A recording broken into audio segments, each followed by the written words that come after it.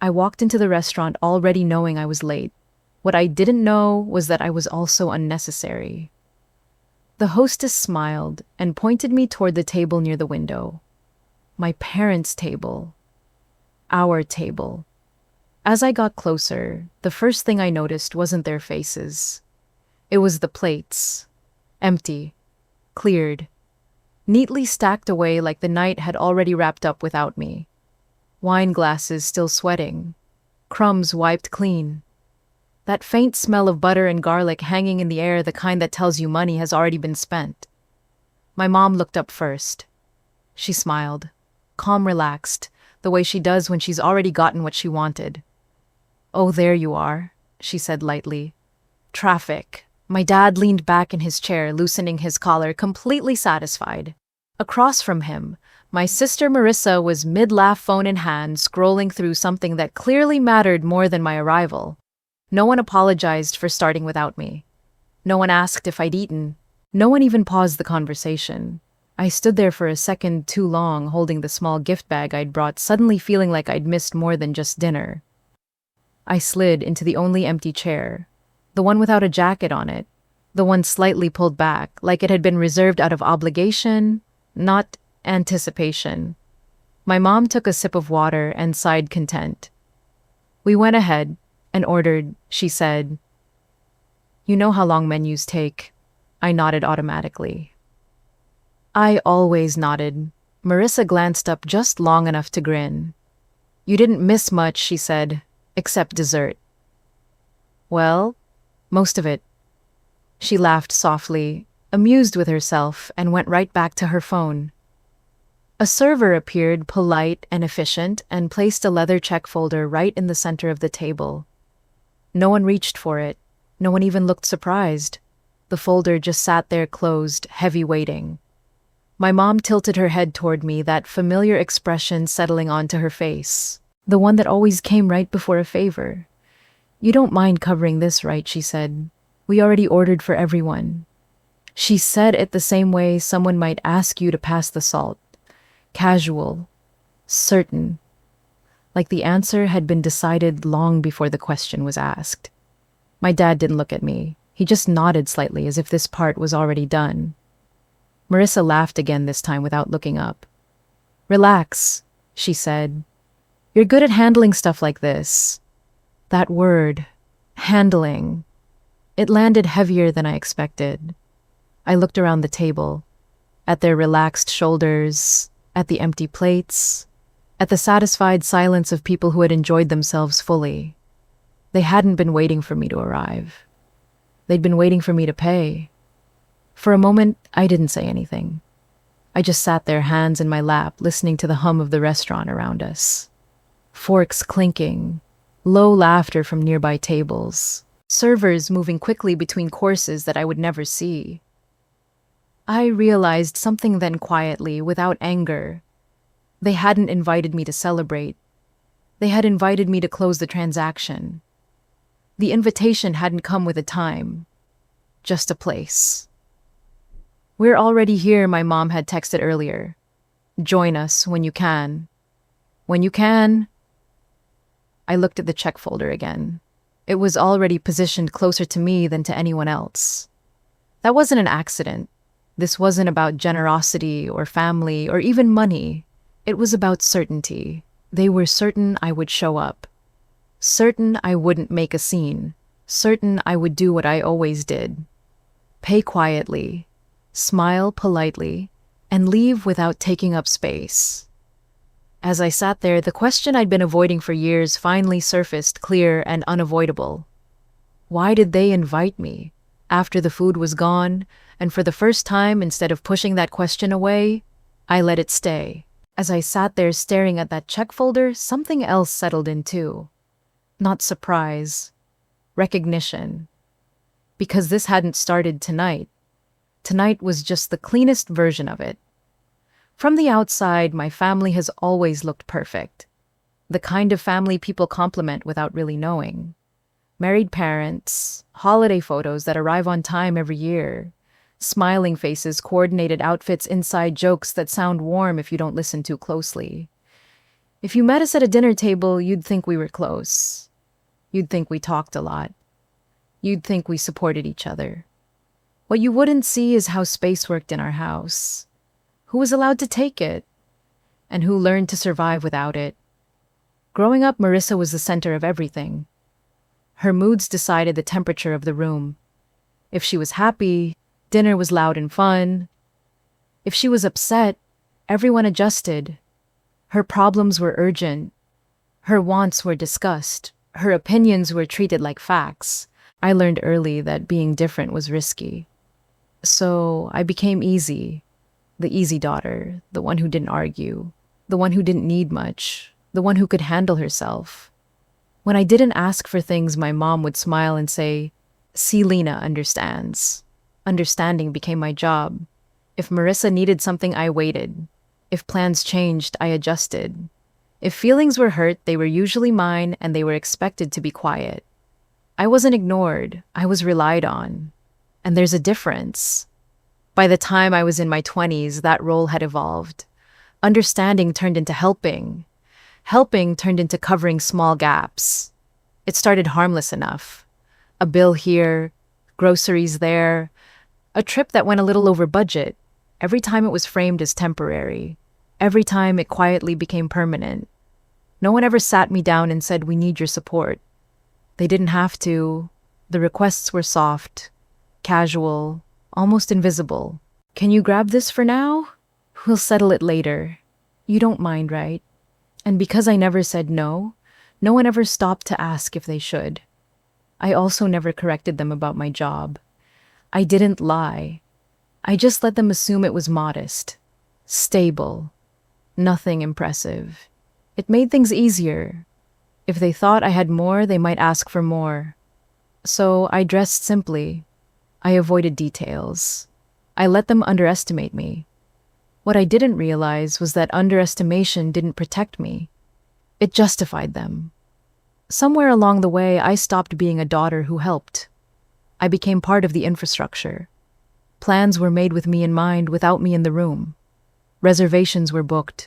Trips were discussed. Expenses were assumed, and I was always informed last, not invited first, not consulted, just included once decisions were final. I told myself that's just how families work, that I was lucky to be trusted, that being dependable was a good thing. There was one person who saw it differently. My Aunt Rose. She's my mom's older sister. Quiet, private. She used to come to everything when I was younger. Then one day, she didn't. No big fight, no dramatic fallout. She just faded out. Years ago, during a rare lunch together, she looked at me across the table and said something I didn't understand at the time. "They rely on you the same way they used to rely on me." I laughed it off. Told her she was being dramatic. She shook her head. "I used to help like this too," she said. Before I realized, help had turned into expectation. I remember asking her why she stopped coming around. She took a sip of her coffee and said, "Because disappearing was easier than being drained." At the time, I thought that sounded sad. Extreme. Now, sitting at that table with empty plates and a full check, it sounded accurate.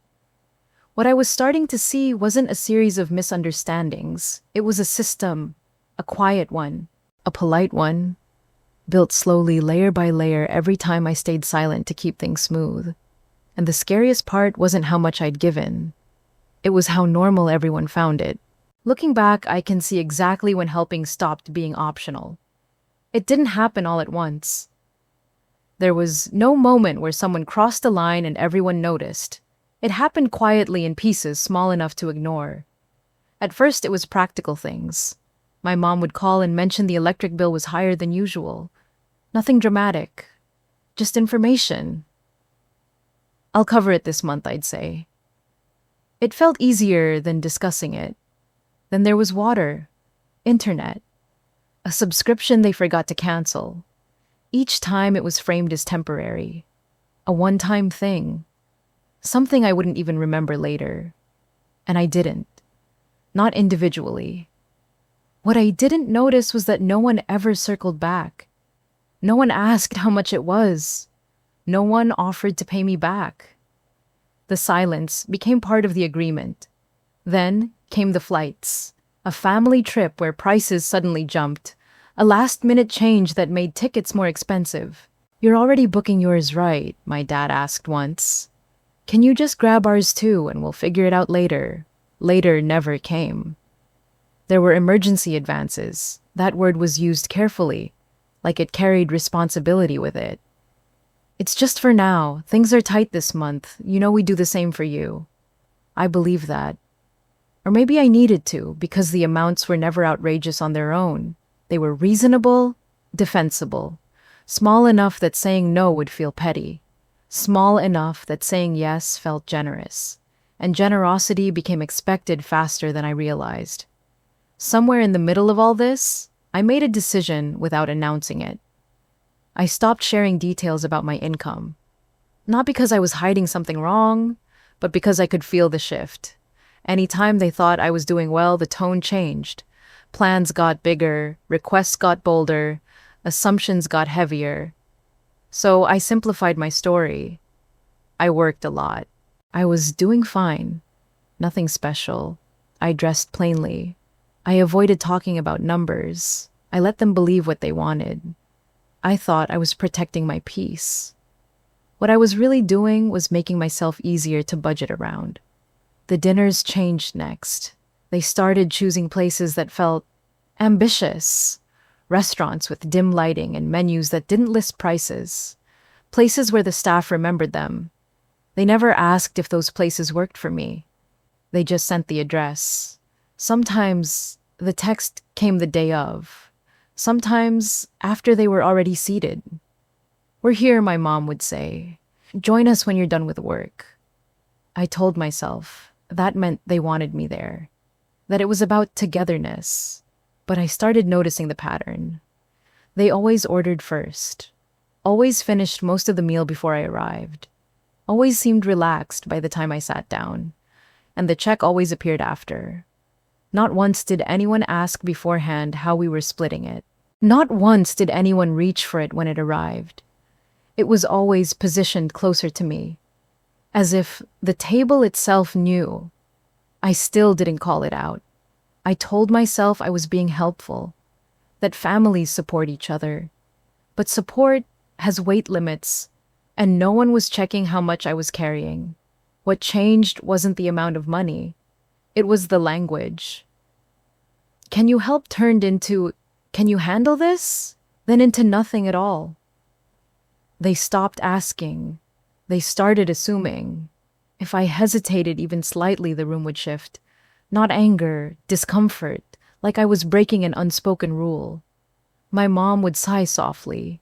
My dad would go quiet. Marissa would roll her eyes. It was subtle but effective. Saying no would have made me the problem. So I kept saying yes. I told myself I was choosing peace. But peace shouldn't feel like pressure. By the time I noticed how often my card was coming out, it felt normal, routine. The scariest part wasn't how much I was paying. It was how little anyone acknowledged it. There were no thank yous anymore, no appreciation, just relief, like something expected had been completed. And then I realized something that made my stomach tighten.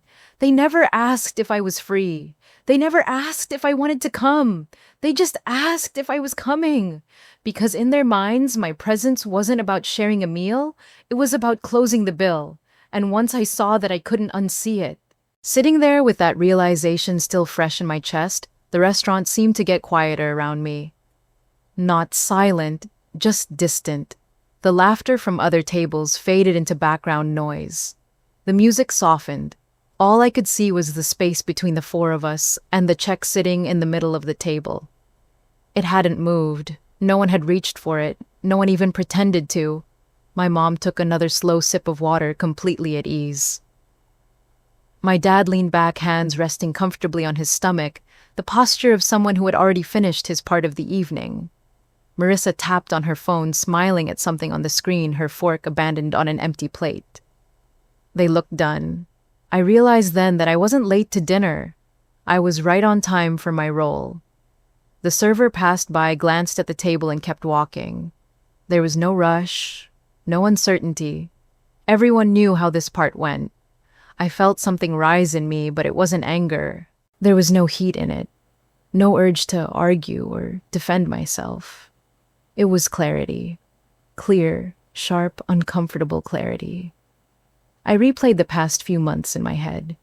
The invitations without details, the texts that came after reservations were made, the way my name always came last, like an afterthought that completed the equation. I looked at my mom. She met my eyes briefly, then glanced toward the check folder, subtle but deliberate. My dad avoided my gaze entirely. Marissa finally looked up, catching the shift in the air, and smirked. "Relax," she said lightly. "You're good at fixing things." She didn't mean it as an insult. That was the part that hurt. To her, it was a compliment, a statement of fact. Fixing things, handling it, taking care of it. Those were my roles. Not sister, not daughter. The plan. I looked at the empty plates again, at the clean tablecloth, at the way the night had already been enjoyed without me. They hadn't ordered assuming I'd agree. They'd ordered knowing I wouldn't refuse. That difference mattered. For years, I had told myself these moments were coincidences. Bad timing, miscommunication, but miscommunication doesn't repeat this cleanly. This was design. The check was placed exactly where it always was. Close enough for me to reach. Far enough that no one else had to. No one asked, "Is this okay?" No one said, "Do you want to split it?" They waited. And in that waiting, everything became obvious. They weren't wondering if I would pay. They were wondering how long it would take me to do it. I felt a familiar urge to smooth things over, to reach for my wallet, to make the moment pass. That instinct had kept everything running for years. But sitting there, something finally shifted. Not in my emotions, in my understanding. This wasn't about generosity. It wasn't about helping family. It was about predictability. They had built their comfort on the assumption that I would absorb the cost. Financially, emotionally. And I had been teaching them that assumption was safe. The clarity settled in slowly, but firmly. I wasn't being invited. I was being scheduled. I wasn't being included. I was being counted on. And for the first time, instead of reacting, I paused. I let the silence stretch. I let them sit with it. Because once you see yourself as the plan, you can't go back to believing you're just being kind. As the silence stretched at the table, my mind drifted somewhere I hadn't let it go in a long time. To Aunt Rose. I hadn't thought about that conversation in years. Not really. It was one of those memories I'd filed away under uncomfortable, but irrelevant. Until it wasn't. It happened on an ordinary afternoon. No holiday, no argument. Just lunch. She'd asked me to meet her at a small cafe near her apartment. Nothing fancy. The kind of place where no one rushed you and no one expected anything from you. That alone should have told me something. Aunt Rose had always been different from my mom. Quieter, more reserved. She listened more than she spoke. When I was younger, she used to come to every family gathering. Birthdays, anniversaries, dinners that ran late and cost too much. Then slowly, she stopped. At the time, the explanation was simple. She's busy.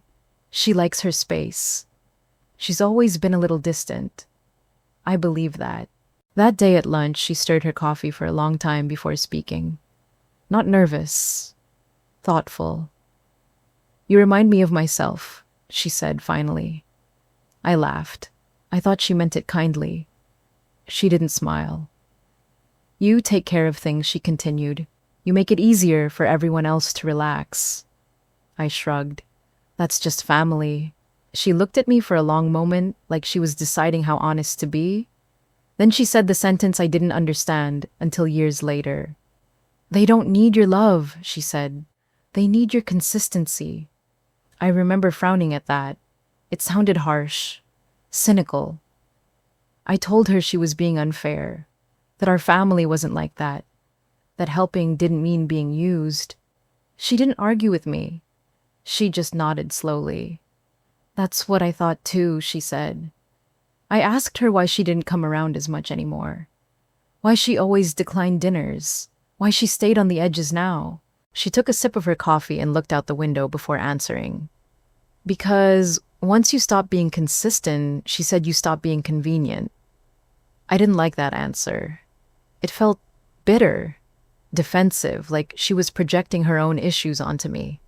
I told myself she'd had a falling out with my mom, that there was more to the story, that she was simplifying something complicated. I remember going home that day and telling myself I would never become like that. Detached, distant. I thought boundaries were just another word for loneliness. What I didn't see then was what she had gained. Sitting at that restaurant table, now watching my family wait for me to move, her words replayed with a clarity that made my chest tighten. Consistency. That's what I'd given them. Not just money, not just help. Reliability. I was always there, always available, always willing. And because of that, no one had to prepare for the possibility that I wouldn't be. They didn't need reassurance, they didn't need discussion. They needed me to stay predictable. I thought about how calm Aunt Rose had looked that day. Not angry, not resentful, just settled. She lived simply, paid for what she ordered, left when she wanted to leave. She didn't explain herself. At the time, I thought that meant she had lost something. Connection, family. But sitting there with my parents' comfort resting squarely on my silence, I realized how wrong I'd been. She hadn't disappeared because she was bitter. She disappeared because she was done being essential. There's a difference between being needed and being used, and the line between them isn't drawn by the people benefiting. It's drawn by the person carrying the weight. I had crossed that line years ago without noticing, and Aunt Rose had seen it before I ever did. The warning hadn't been dramatic. It hadn't been emotional. That's why I ignored it. She wasn't asking me to fight. She wasn't asking me to confront anyone. She was telling me the truth. That love wasn't what kept this system running. Consistency was. And once you remove that, everything else has to adjust. As I sat there, the check still untouched, I understood something that shifted everything. Aunt Rose wasn't lonely, she was free. And for the first time, instead of judging her distance, I wondered what it would feel like to have that same quiet space around me. I didn't do anything right away.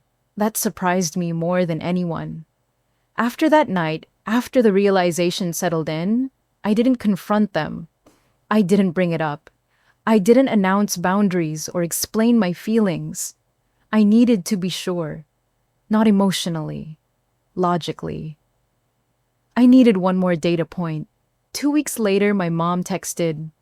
Same tone. Same timing. We're doing dinner on Friday, she wrote. Same place. It'll be nice for all of us to be together. No question mark. No time. Just a location. I stared at the message longer than I usually would have. Then I said yes. When Friday came, I arrived a few minutes later than the reservation on purpose. Not to test them, just to observe. The hostess smiled like she recognized us. That detail didn't escape me. They were already seated. My parents were mid-conversation, leaning toward each other comfortably. Marissa was there too, animated, telling a story with her hands while her boyfriend nodded along. No one paused when I approached the table. My mom reached out and touched my arm briefly. There you are, she said. We went ahead and ordered. Of course they did. She smiled like she was doing me a favor. You know how long menus take. I sat down. No one asked what I wanted. No one mentioned the menu. The server arrived and confirmed the order. Wine first, then appetizers. No prices were discussed. No hesitation. My dad ordered confidently, like someone who wasn't calculating anything. Marissa added another dish to share, sliding it closer to herself when it arrived. It was the same choreography. Every movement familiar, every assumption intact. I watched more than I spoke. I noticed how relaxed they were, how comfortable, how unburdened. This wasn't indulgence. It was routine. Halfway through the meal, my mom leaned toward me casually. "Oh," she said like she'd almost forgotten. "Did you ever hear back about that other thing?" I knew what she meant. Another expense, another gap I was expected to fill. "Not yet," I said. She nodded, unconcerned. "Well, we'll talk later." Later. That word used to make my stomach tighten. Tonight, it didn't. The plates rotated in and out. Wine glasses refilled. Laughter rose and fell. No one checked in with me. No one asked if I was enjoying myself. I wasn't there as a participant. I was there as a constant. When dessert arrived, I caught the server's eye. Just briefly. I nodded. She hesitated, then placed the check folder at the edge of the table. Not in the center this time.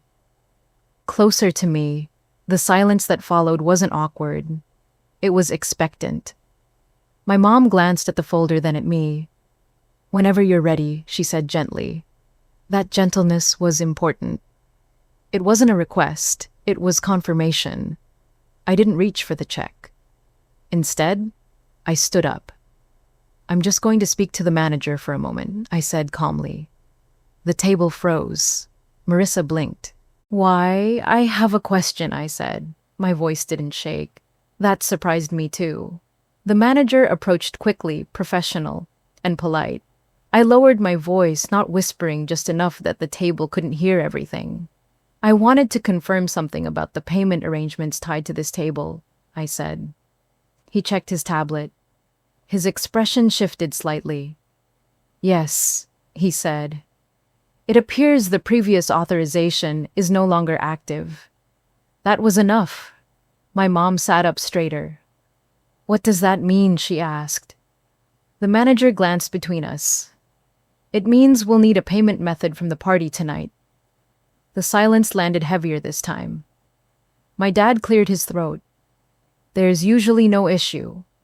"I understand," the manager said kindly. "But tonight there's no card on file." My mom looked at me then. Really looked at me. Her smile faded. "Lena," she said quietly. I met her gaze. "I won't be covering dinner tonight." Marissa laughed, once sharp and disbelieving. "Okay," she said. Very funny. "I'm serious," I said. My dad frowned. "What's going on?" I sat back down slowly, folding my hands in my lap. "What's going on," I said evenly, "is that I've been paying for more than meals for a long time. And I'm done. No yelling, no accusations, just a statement." The tension didn't explode. It tightened, and in that tightening, I saw it clearly. They weren't upset because they were embarrassed. They were upset because the system they depended on had just been interrupted. And they didn't know what to do next. The manager didn't step away. He stood there, tablet in hand, patient, but unmoving the way someone does when they're waiting for a decision that has already been delayed too long. "There's no card on file tonight," he said again calmly. "No accusation. No edge. Just fact." My mom let out a short breath and adjusted in her chair. Not panicked, just unsettled. She smiled reflexively the way she always did when things went slightly off script. "There must be some mistake," she said. "There's always an account." The manager nodded politely. "I understand," he said. "But at the moment, there isn't." My dad leaned forward, lowering his voice.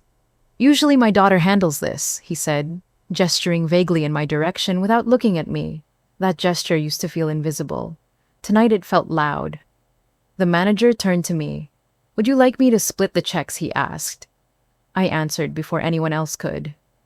"Yes," I said. "Separate checks." The word separate landed like something fragile hitting the table. My mom's head snapped toward me. "Separate," she repeated. I met her gaze steady. "I'm not refusing family," I said. "I'm refusing obligation."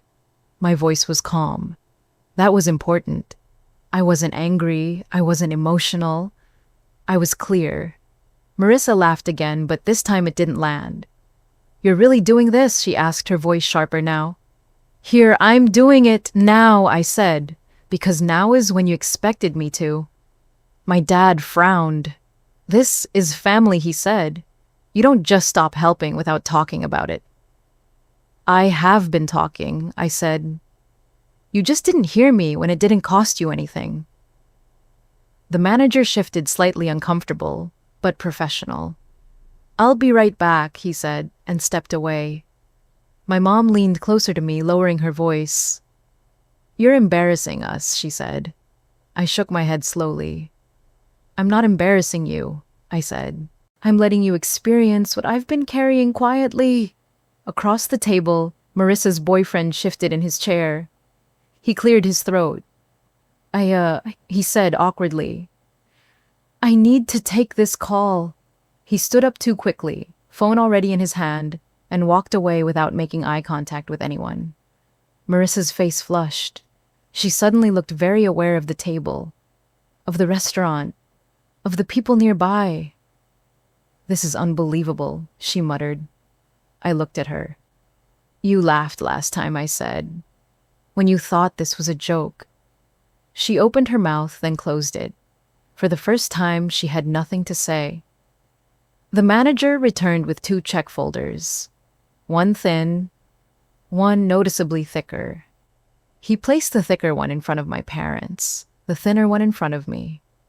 My mom stared at the folder like it was written in another language. "I don't have my card," she said automatically. I nodded.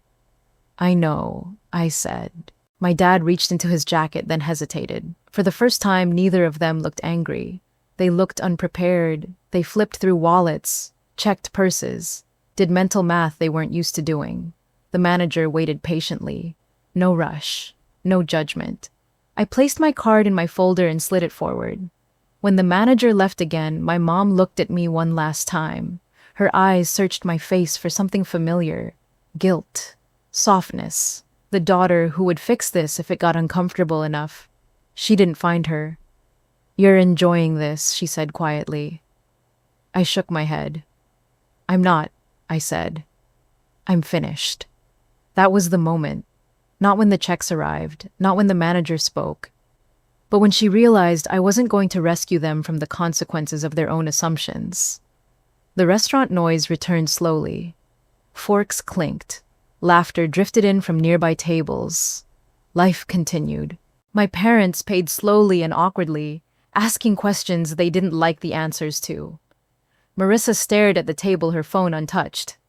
I paid my share, and when I stood up, the tension didn't explode. It dissolved, quietly, because the system that had held everything together for years didn't collapse with a fight. It collapsed with clarity. And once that happens, nothing ever works the same again. The fallout didn't come the way I expected. There was no explosive argument afterward. No long messages breaking everything down. No dramatic phone call demanding explanations.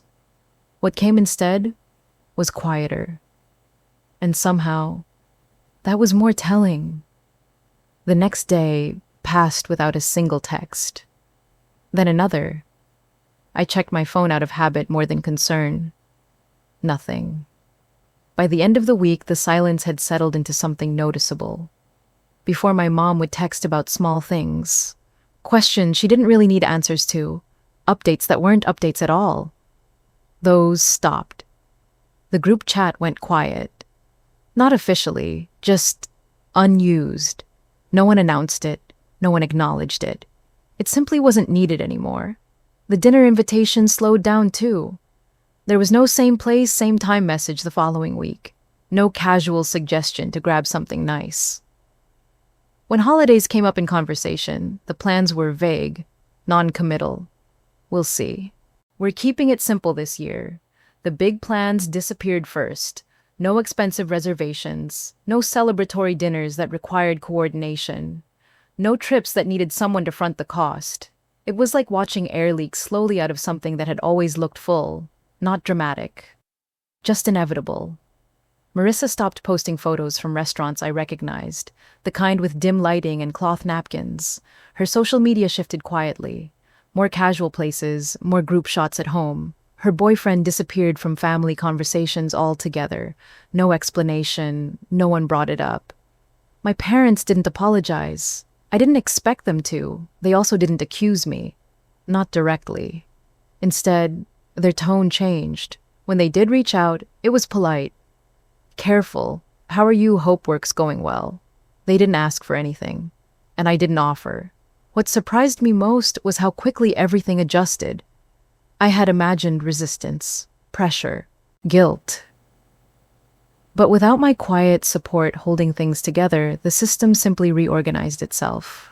Smaller dinners, fewer assumptions, less certainty. At home, my life felt different too. Not louder, not emptier, lighter.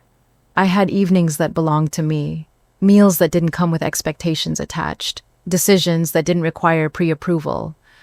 I didn't feel angry. I didn't feel triumphant. I felt steady.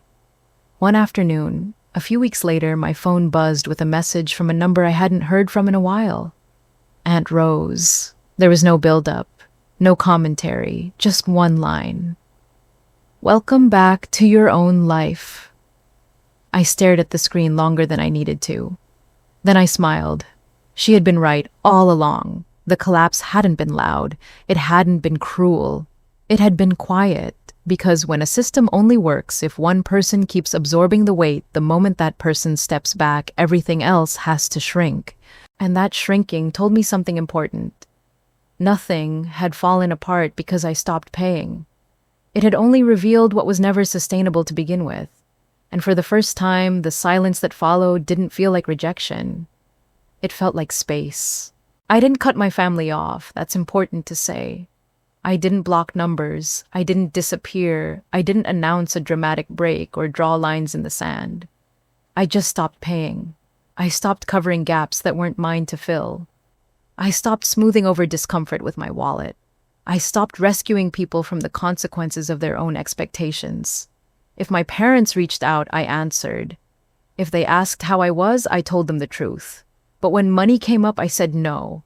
Not angrily, not defensively, just no. I didn't explain myself anymore. Because explanations had never been the problem.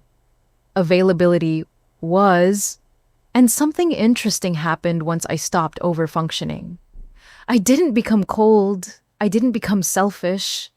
I didn't become cruel. I became clear. Family conversations changed. They became shorter. More careful, not worse, just more honest. We talked about neutral things, work, weather, plans that didn't involve reservations or expectations. The tension I had always carried into those conversations was gone. At home, my life felt calmer. Evenings weren't rushed. Meals weren't weighed down by obligation. My time felt like it belonged to me again. For years, I thought peace meant keeping things quiet, not rocking the boat, absorbing discomfort so no one else had to. I was wrong. Peace isn't silence. Peace is choice. It's choosing what you give and what you don't. It's understanding that saying no doesn't make you unloving. It makes you honest. Boundaries don't punish others. They protect your future. They protect your energy, your time, your sense of self. I used to think being the reliable one was my responsibility, that if I stopped, everything would fall apart. It didn't. It just rearranged itself. And that taught me something I wish I'd learned sooner. You can love people without financing their comfort. You can stay connected without being consumed. You can step back without walking away. If you've ever been the one who always shows up, the one who always pays, the one who always fixes what no one else wants to deal with, this story was for you. If any part of it felt familiar, share your thoughts in the comments. You're not alone in this. And if you want to hear more stories like this, our channel posts new videos every day. Subscribe, stay with us, and take care of the life that belongs to you.